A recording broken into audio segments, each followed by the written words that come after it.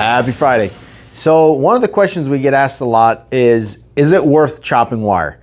And that depends on a couple things. It depends on your location, the cost of your electricity, what can you sell the wire for currently, and what will you be able to sell the chops for after you run them through the chopper. And what you want to do is take all of those into consideration and come up with a formula that will be able to let you know if it's worth it to start chopping wire or if it's worth it for you to just keep selling it like this. Things that we should discuss. Number one, if you're a risk-averse person, you probably should not be chopping wire. If you're someone who just wants to play it safe, it's probably don't even chop wire. It's not for you. Number two, if you are someone that has not enough material to keep the machine running, so you are more thinking, okay, well, I just have the material that's coming in my door. It's just, it's maybe equivalent to, a half a load a month. That's probably the cutoff point. If you're not making at least a half a load a month, you probably shouldn't be getting into chopping.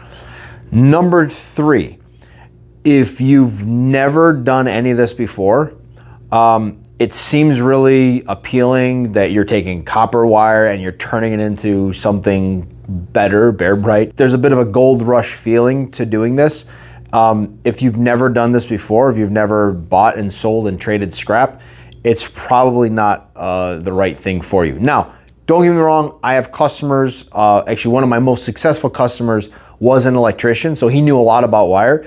And he got wire as an electrician, and he actually became so successful in his wire chopping business that he stopped his electrical business and just did that. So we do have those cases where people are getting into the business, but they're kind of dipping their feet in and dipping their toes in and going that way.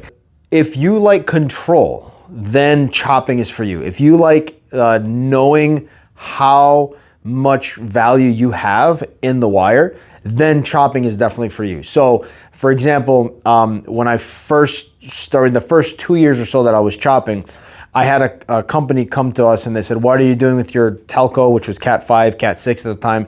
And I said, well, we're chopping it. And actually, no, we weren't chopping it. We were getting so much of it that I was selling some of it. I was chopping some of it, but I was selling most of it. And he said, oh, he goes, we can give you a way better deal if, he said, we chop it. There was another chopper.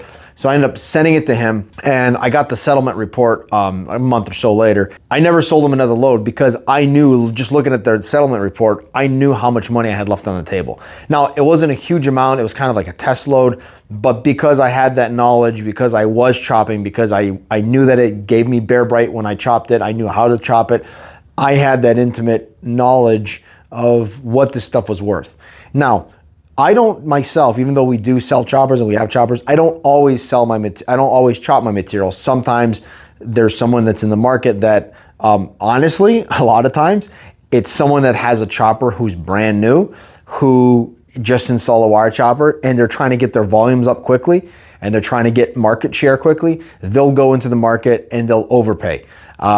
Hey, I'm a business person like everybody else. I'll take advantage of that. If you want to come and pay something, right at market value or a couple cents above or even a couple cents below, and I don't have to put the labor and time into running it, that's fine. I'll do that. However, that's cyclical. That doesn't last very long. So, for example, if I have somebody that will buy material from me today at a really, really good price, there's no guarantee that they will be here 6 months from now.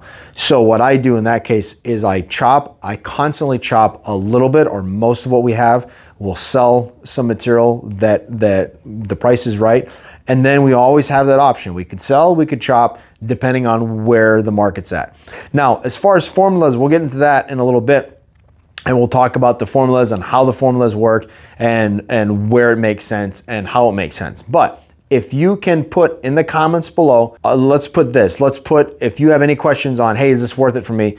What you're getting, you can also send me a direct message, what you're getting paid for a certain wire. So for example, Telco wire, right? We just talked about Telco wire. What can you get paid for Telco wire, Cat 5, Cat 6, as it is?